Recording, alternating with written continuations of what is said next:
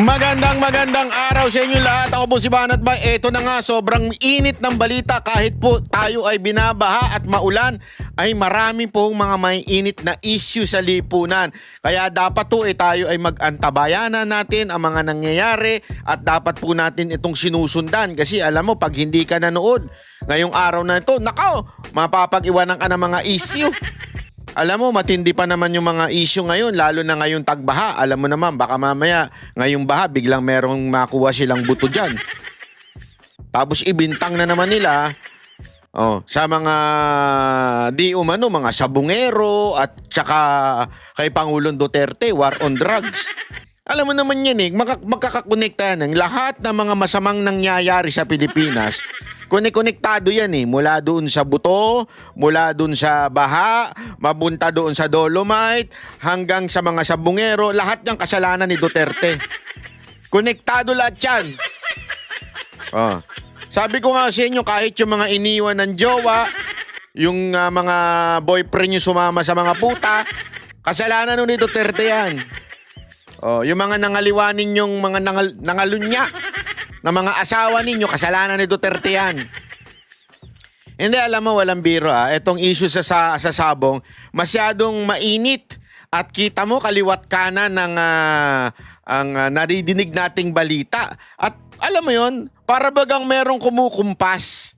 Parang ganun di ba? Kasi alam mo, mga kababayan, madali mo namang ma-discern kung ang isang bagay ay organic o merong bagang sinusundan o may script na sinusundan. Alam nyo, matagal po akong nag-oobserba patungkol po dito sa issue ng sabong at hindi tayo agad-agad nagko-komento dahil unang-una sa lahat, alam nyo naman po ako po ay anti-gambling, anti-sabong, lahat ng ayoko po ng ganyan. Kasi ako naniniwala, dapat ang swerte mo, the more you work, the luckier ka magiging sa buhay mo. So hindi talaga ako pabor sa kahit anumang gambling. Kaya hindi ko masyado yung interest ko, hindi masyado dito sa issue na ito. Ngunit nung unti-unting nakikita ko na sandali, there is something wrong. Kahit kayo mga kababayan magtataka kayo, ang issue ay yung sabong, ang ending nandun sa buto. At yung buto, may kinaugnayan sa war on drugs. At yung war on drugs, kasalanan ni Duterte. Para bagang, sabi ko, sandali. Yung nga lang pagkuha ng mga buto, medyo naaano na ako dun Parang, ang tagal na nito. Mantakin mo yung buto, hindi naging abo. Eto na lang. Magbabad kayo ng kahit na ano sa tubig. Di ba? Lalo na pagka, kahit nga malinis na tubig, pag tumagal-tagal yan, talagang unti-unting mag-deteriorate yan, di ba? How much more yun dun sa tubig doon, alam naman natin ang alam ko pagka mga ganyan tubig, lalo na malapit sa bulkan, medyo acidic yan, di ba? Pero hindi natutunaw. Abay, medyo matindi. Tapos, ang problema mga kababayan, tayo po mahilig pa naman tayong pumunta sa Tagaytay. Naku, favorite ko yan. Tagaytay is the place to be para sa akin. Kasi malapit, at the same time, malamig, at higit sa lahat, masarap ang mga pagkain dyan. Yung bulalo. Alam mo yung chinuchup-chup na gano'n na bulalo? Tapos yung mga tawilis. Yeah? Ang sarap niyan bulalong may tawilis. Taku po! Kahit nagda-diet ka, talagang mapapakain ka niyan Tapos may kasama pang tilapia. Dahil doon sa buto, abay walang niya. Para tuloy, kahit gusto mo kumain, para tuloy kung ano-ano naiisip mo. Di ba? Aminin na natin, nasira yung industriya dyan ng tawilis at saka ng tilapia dahil po dyan sa buto-buto na yan. Pero again, sabi ko sa inyo, hindi ko po ugali ang magmagaling, magmarunong. Kaya ngayon, pag-usapan natin itong sabong, sa mata ng isa sa mga napakatalinong tao, may karanasan sa gobyerno, at higit sa lahat, ito, matao na ito ay hindi naman po ito maka-Duterte. Inamin niya, sinasabi niya, di ba, na tinanong siya kung siya ay DDS. Hindi siya DDS, as a matter of fact. sumalang ito doon sa kampanya ng mga Pinklawan, di ba? So, wala ho itong hindi niya ho pinoproteksyonan ng mga Duterte ever. Pero ang ganda ng kanyang paliwanag patungkol po dito sa sabong-sabong issue na ito. Na mas maganda hong pakinggan natin para wala hong kulay, di ba? Wala hong kulay na ipinagtatanggol ang mga Duterte. Pakinggan po natin yung kanyang paliwanag dito sa sabong at alam mo nakakatuwa ho itong abogado na ito at isang batikang kilala ho talaga ito pagdating sa politika. Panoorin po natin to, ha? There's one thing talaga, Commissioner, that I want to know your thoughts on. This double A atong ang thing and dismissing Sabongeros and this EJK thing now, the whole shebang of the DOJ getting into it.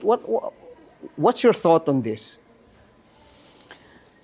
I think this alias Dondon is a stooge. This is Totoy, no? Tama ba yan? I think he's a stooge. This is Oh, alam mo ibig sabihin ng the Stooges. Basta ang alam ko, the Three Stooges. Hindi. The Stooges, alam mo ang ibig sabihin niya, ng meaning niyan, may sinusunod, merong script, merong kumukumpas. In other words, parang may master. O sa madaling salita, kung lalagyan natin sa layman's yan, para bagang lang yan, isang alila.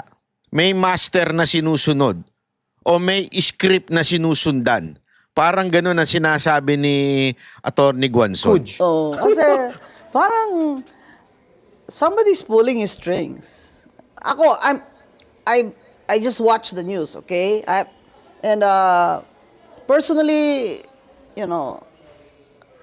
I'm not siding with anyone. It's just as a lawyer, I look at his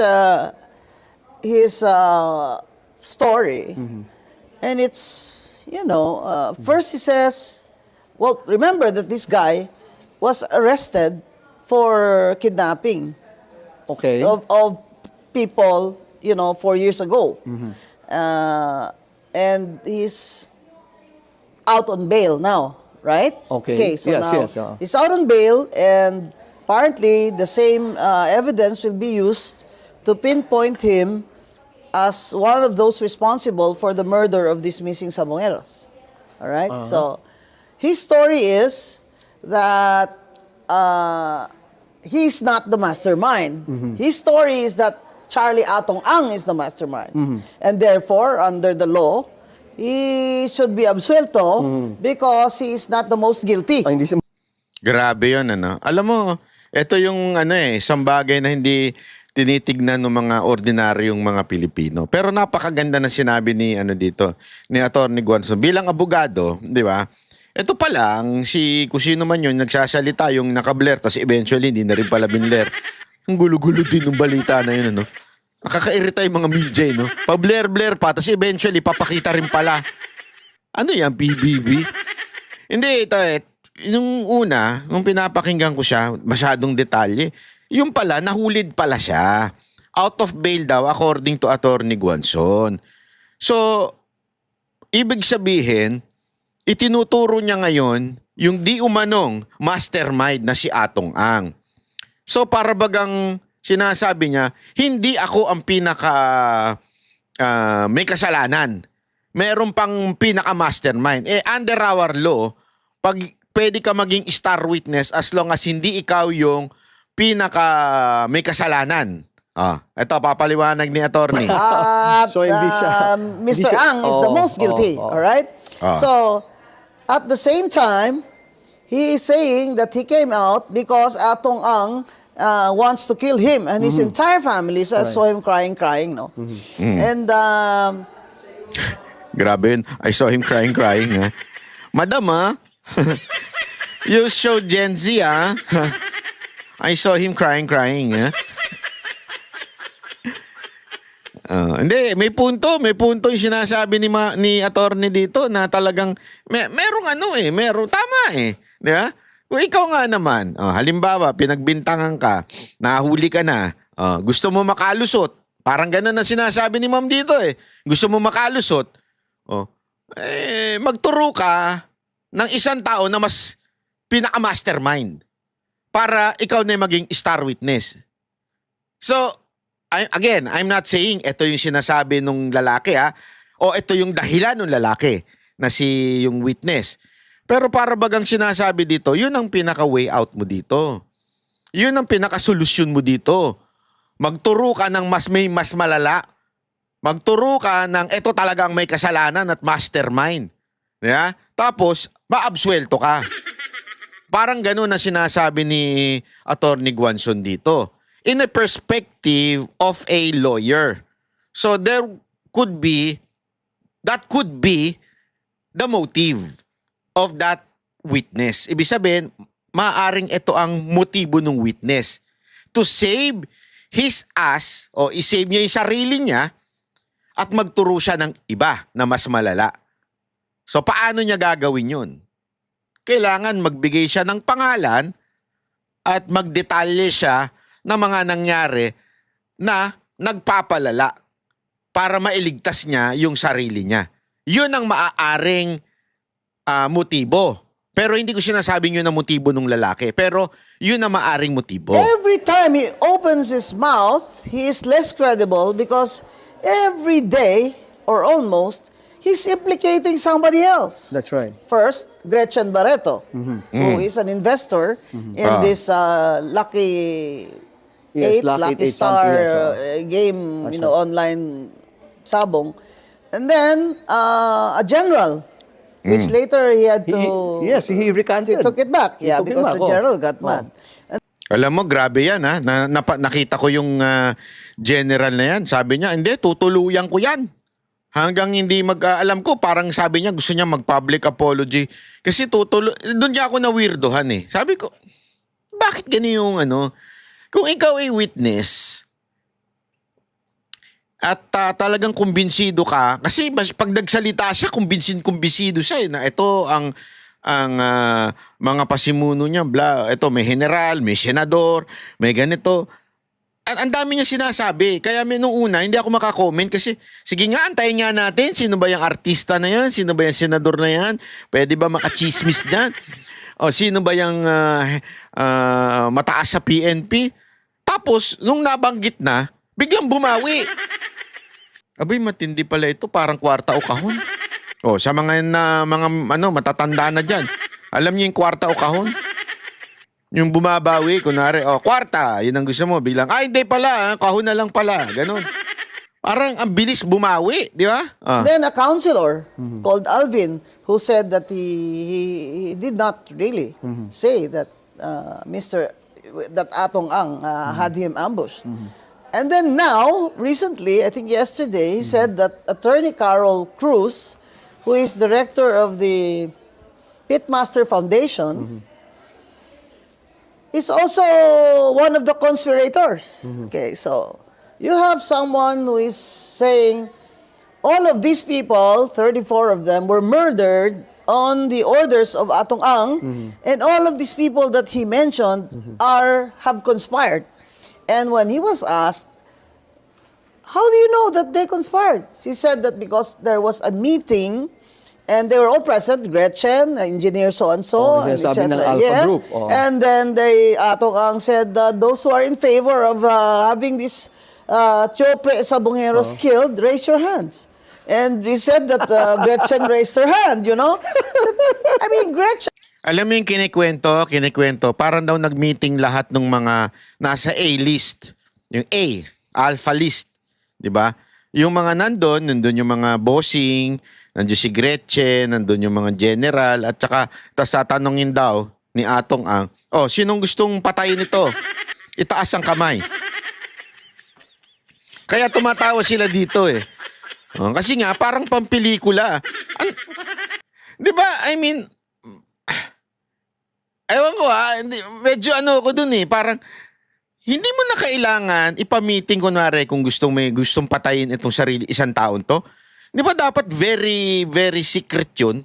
Hindi na kailangan, meeting tayo lahat halimbawa, Banateros, magpapamiting.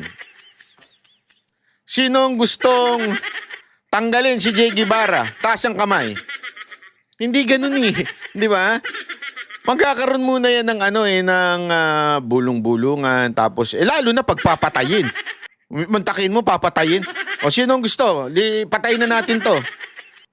Busin na natin sila. Taas yung kamay nyo. Parang ikaw, kung ikaw yung isa sa mga nando sa listahan, di ba medyo ilag ka? Maaring hindi mo kontrahin. Maaring narinig mo. Sinabi ko narin ni Atong Ang, ganito ang plano natin. Maaring narinig mo. Tapos hindi mo na nakokontrahin. Pero ibig sabihin, gusto mo. Pero yung tataas ka pa ng kamay, gusto kong patayin yan.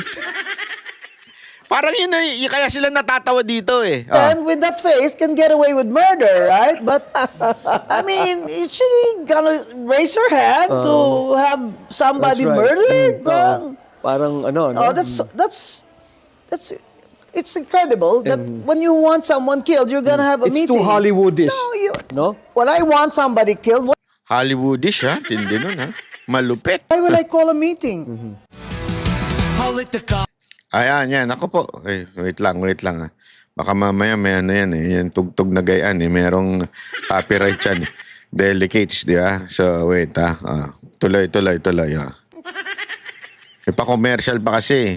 Tuloy-tuloy na lang. Joke lang naman. Ang ganda ng discussion nila dito ni Jojo A. No, it's not done. Okay?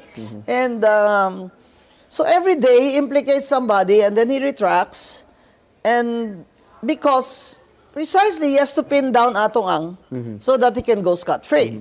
But hovering around this alias Don Don, there's General Torre, Yes. who encouraged him to come out. And then there's, of course, Secretary Remulla, who said that we will get to the bottom of this lake. Literally. We will get to the Okay. bottom of Taal Lake. Okay. And, At ang bilis Hindi ako kasi sabi pa nila 'di ba hihiram pa sila ng gamit sa ibang bansa. I think Japan pa ata 'yun Para pero kinabukasan ilang araw lang, mga 3 araw lang nahukay na nila sa ilalim ng shit. Iba talaga, ibang level ang gobyerno to. Parang yung paghuhukay na ginawa sa KOJC. Kaya may heartbeat. Ito naman, may buto. Kaya medyo again, alam mo yun, meron sa part ko na, maganda yan, tama yan, ipaglaban natin yung mga namatay na sabungero at mga nawawalang sabungero, ipaglaban natin yan kasi that is murder. Di ba? Parang may ganun ka at mali yan. Dapat natin pugsain ang kumpanya ng sabong, ganyan. Pero maiirita ka kasi the way they're doing it. It's not, wala. Gusto nyo tanggalin Kaya ako nga, di ba, sabi ko nga, dapat iba ng lahat ng online gambling, including isabong. Sa akin yun Pero, yung the way you're doing this, parang funny. Nakakatawa. Yun ang parang niloloko nyo ba yung tao? ay, nako. pinpoint who did this. And then he mentioned something like, kasi mahirap silang something kasi marami silang connection. So he, again, referring to Atong Ang, it looks like nobody likes this guy, Atong Ang, they don't like this guy. But ladies and gentlemen, in justice and law and justice, wag naman yung because you don't like the guy, he's guilty. Yes. Diba?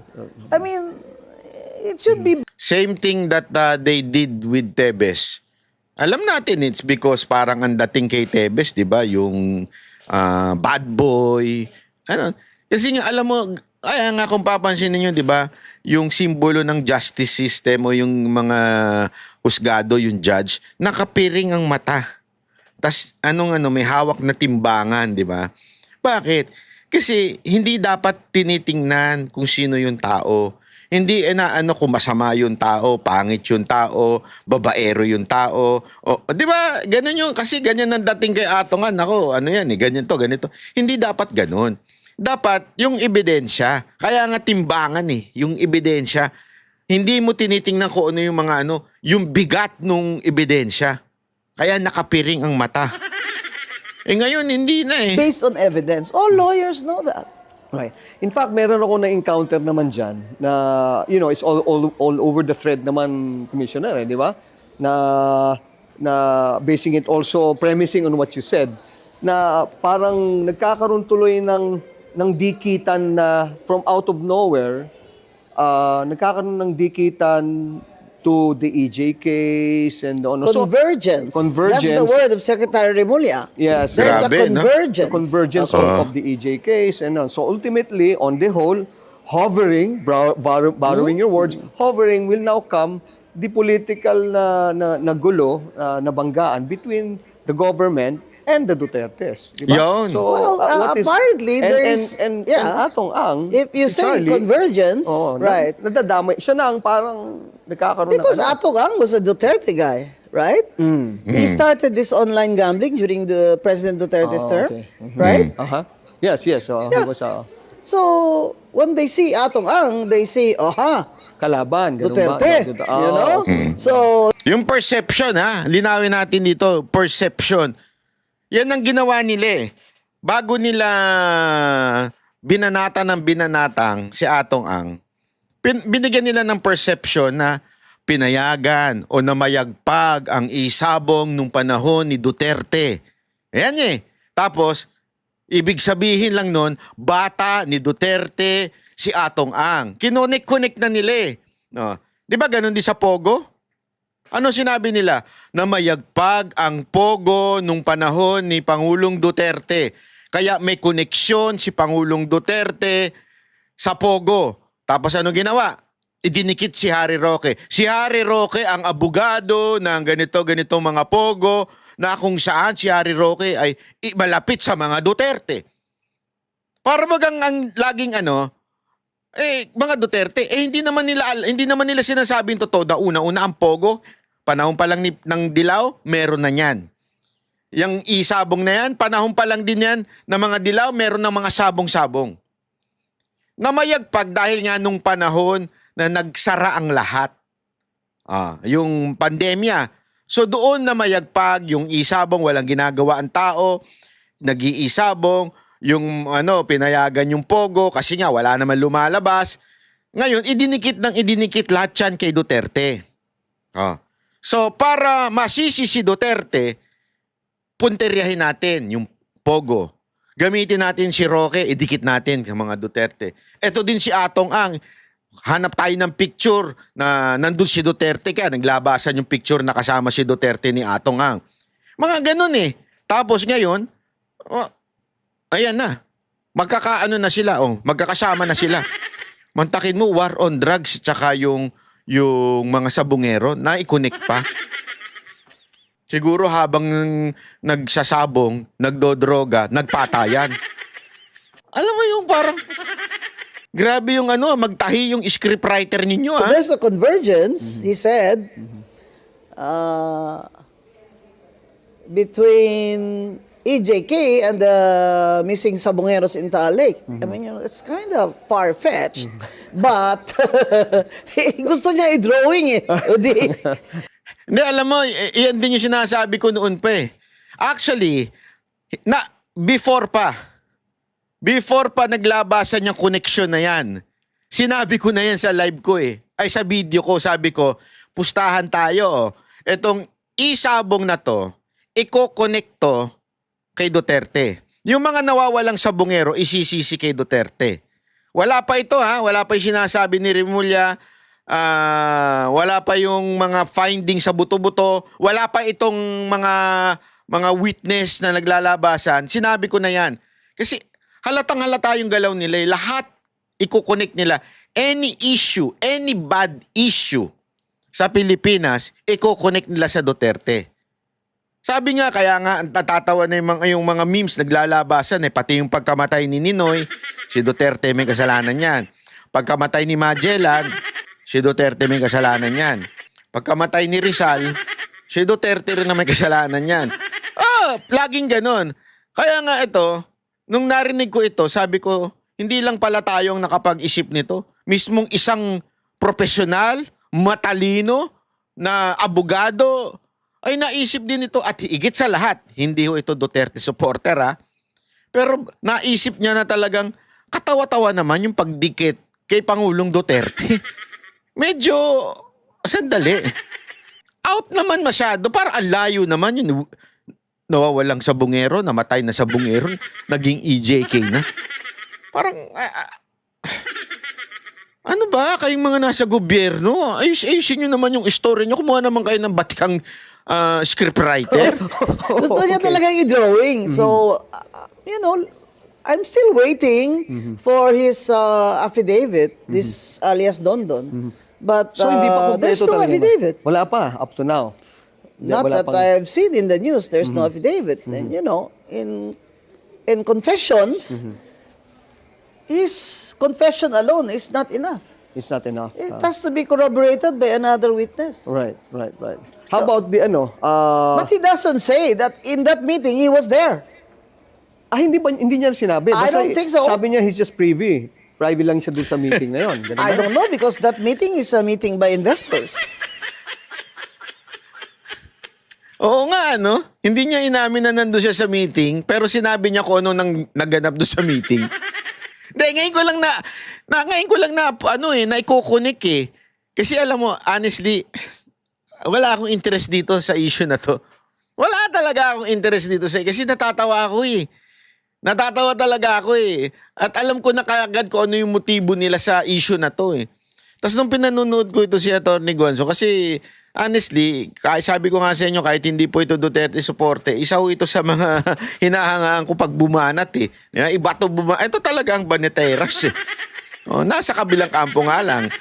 Pero iba ho ito eh. Tapos yung pinanonood ko nga, ganun ba? Ganun pala yun? Wala siya sa meeting pero alam niya naganap sa meeting? Wala pa palang affidavit na tapos ang ingay? That's the A investors, right? Alpha. Yeah.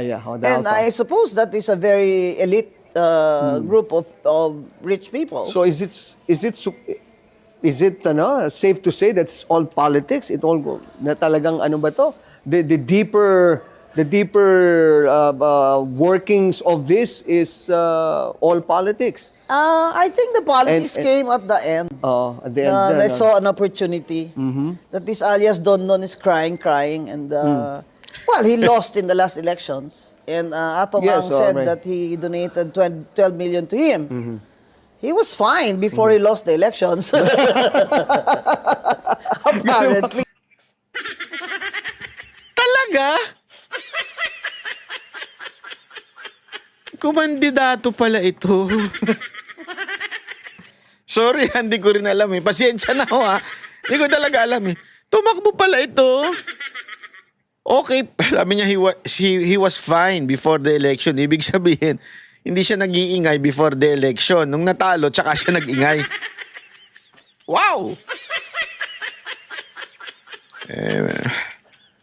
Magkano kayang ginastos niya sa election? Hindi ako, nagtatanong lang po ako wala, hindi ko alam kasi malay mo talagang naubos yung pera. At kailangan Kaya alam mo, kaya ako talaga wala talaga akong interest tumakbo sa election eh. Magiging lang yan eh, baka mabago ka ng election. Maraming ganyan eh, di ba? Yung iba nga natigok pa eh dahil sa election, yung iba nagkasakit. Marami talagang may dudulot yan eh. Kasi alam naman natin ang gulo ng election sa Pilipinas. After he lost the elections, he's now pinning it on Atong Ang. And then I saw Attorney Lorna Kapunan saying that it was recorded. Yeah. What alias Dondon didn't know was that call of his friend was recorded, that his friend was suggesting to Atong Ang, why don't you just give Dondon 300 million so he will just bring his family out of the country? So that was Attorney Kapunan said, well, that's extortion. Oh. And we have the tape of that. Si Attorney Kapunan, I don't know if didn't she, ang sabi is, or chismis lang that she na raw? She withdrew. She withdrew Yes. as the counsel for Yes. Atong Ang. Is that's correct? Yeah. Is that true? I don't think it's because it's a weak case. I think that lawyers like Lorna Kapunan I think mainly, of course, it has to come from her. She's one of the prosecutors in the impeachment case versus VP Sara.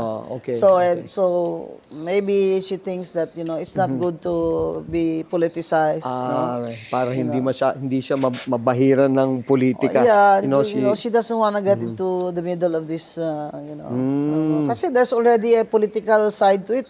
that's right. Diba? That's right. Although it does not disqualify her from being prosecutor, she is bound by her code of ethics.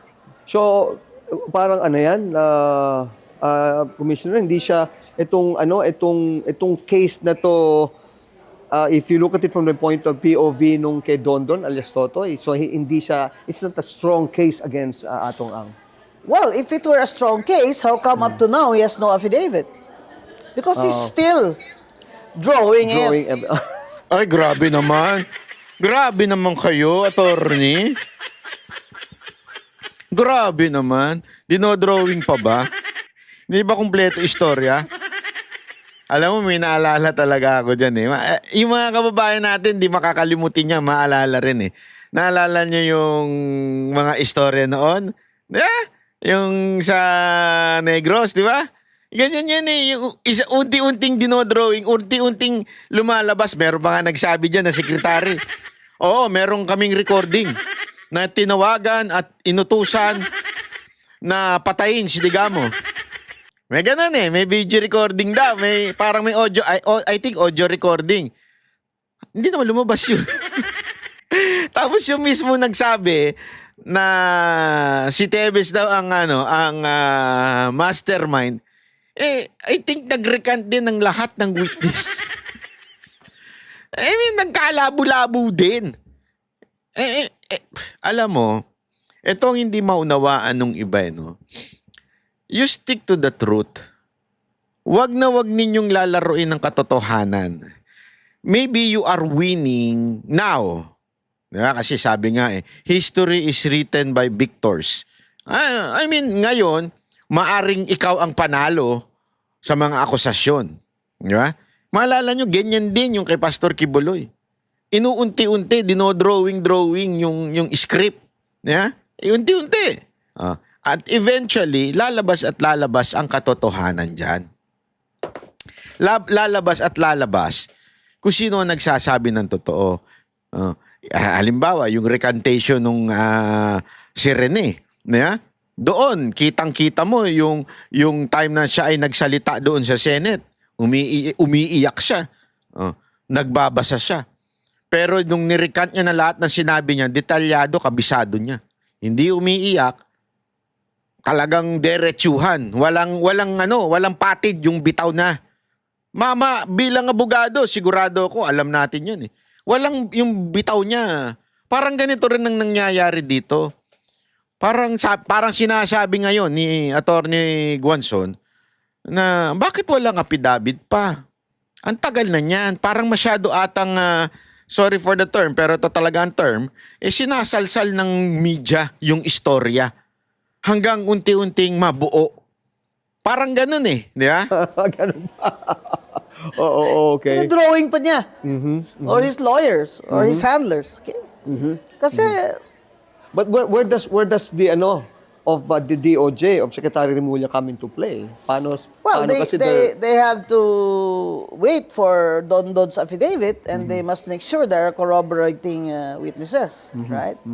But that's kind of hard to do, because that's an elite group, the alpha investors. You have to have a cock farm. You must be breeding fighting cocks to be able to invest as alpha so that you can enter your fighting cocks there in the Sabong or the Derby. Not anyone who can afford the shares can enter. You have to have a cock. You have to be a breeder. And so that's an elite group, no? And it's hard to imagine that elite group will have a meeting about whether or not they will have this chope sabongeros killed because it's bad for their business. We're not trivializing the grief of their families. Yes. No. But if he's saying it's Atong Ang was the mastermind, he's got to do better than this story. The That's right. trouble is he can no longer backtrack and change his story. Kasi lahat ng media has... Nasabi niya na eh. Nasabi niya na. Oo. And he mentioned the name of a general who got angry. So when the general Tapos got he angry, retracted. yes, he retracted. Yeah. Oo. Because he has no evidence. I mean, who knows? He might show a video or what that Atong Ang ordered it or whatever. Pero itong of late, merong ilang beses na yung kanilang so-called expedition there in Taal I Lake. know. Merong nag-surface na may nakita naman na Bones. two bodies daw and Bodies? and No, exactly where- bones. Yeah, bones. Oh yeah, I'm sorry, bones.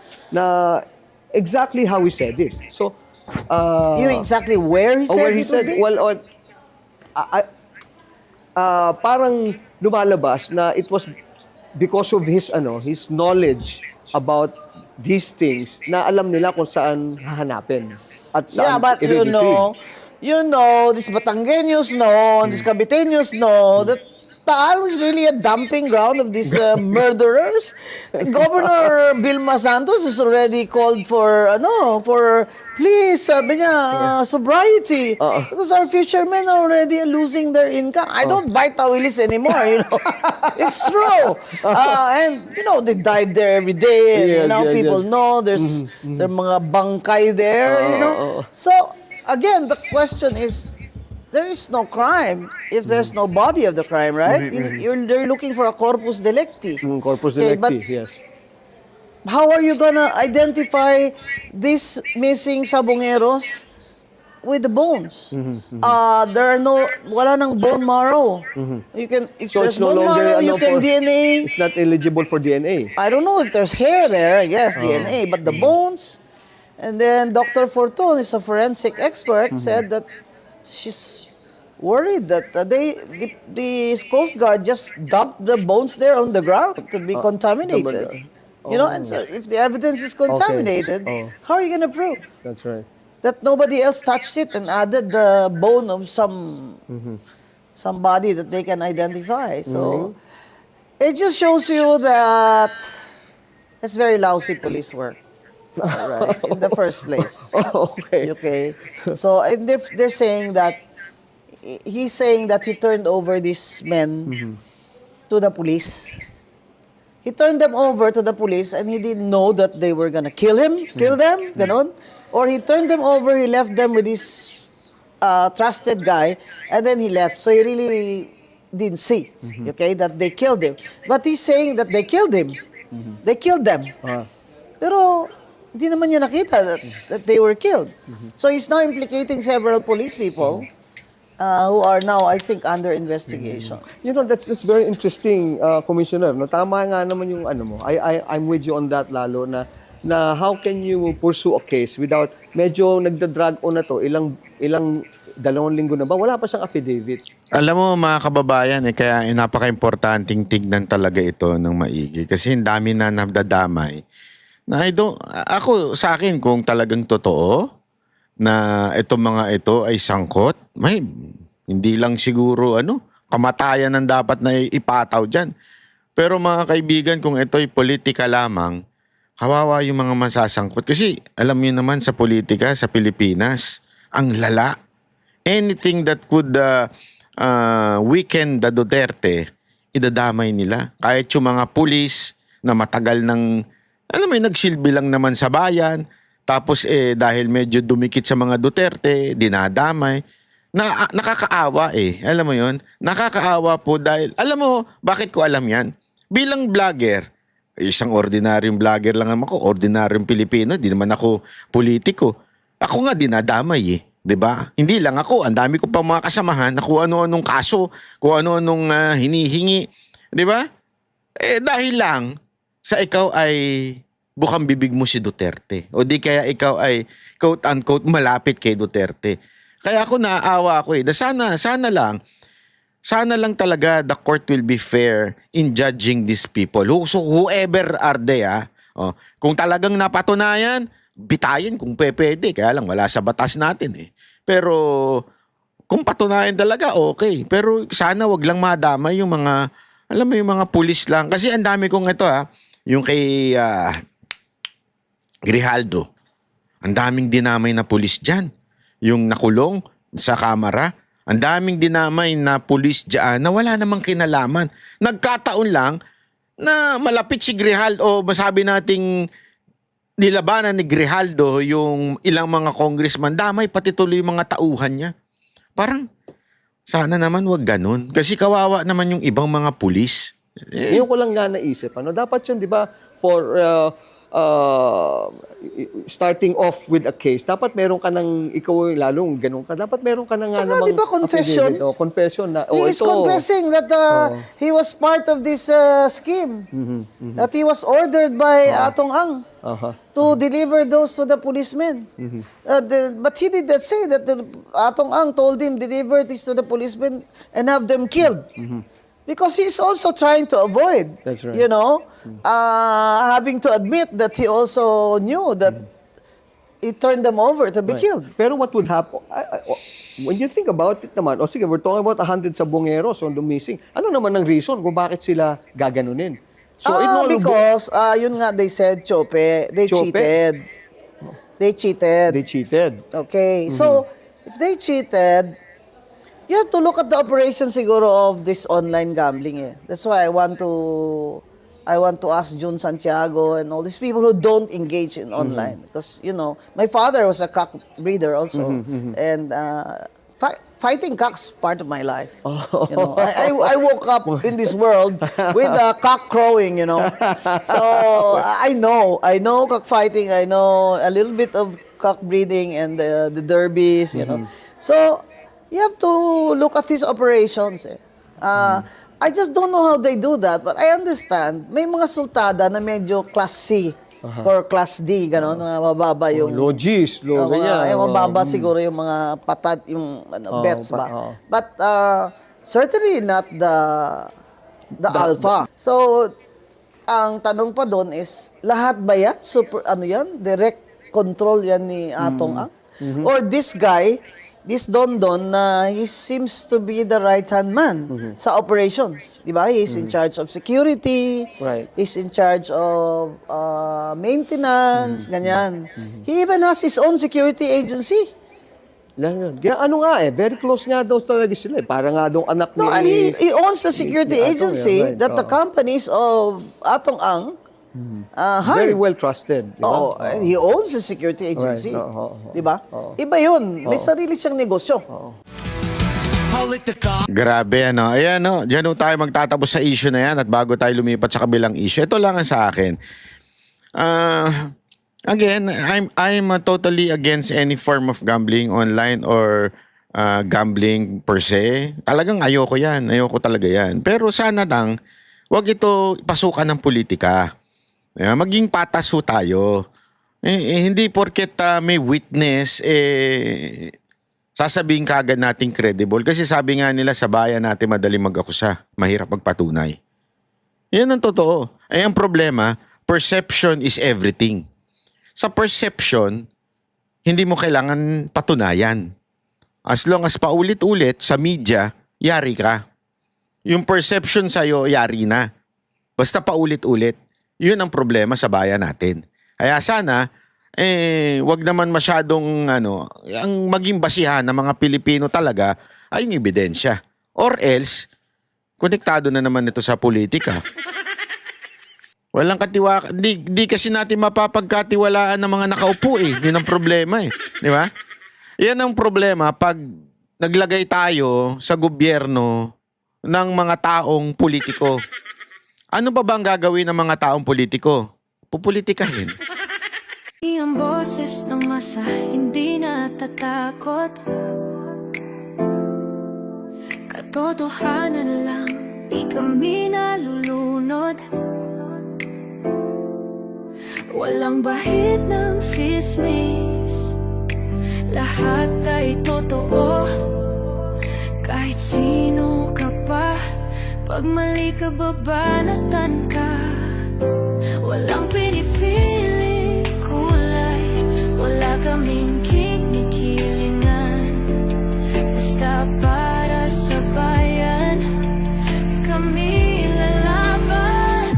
Pag tama palakpakan, pag mali banatan. Di matitinag, di matatakot, para sa bayan tuloy ang sigaw. Sa harap ng kamera, walang halong takot. Mga baluktot, lahat kayo'y tutumba.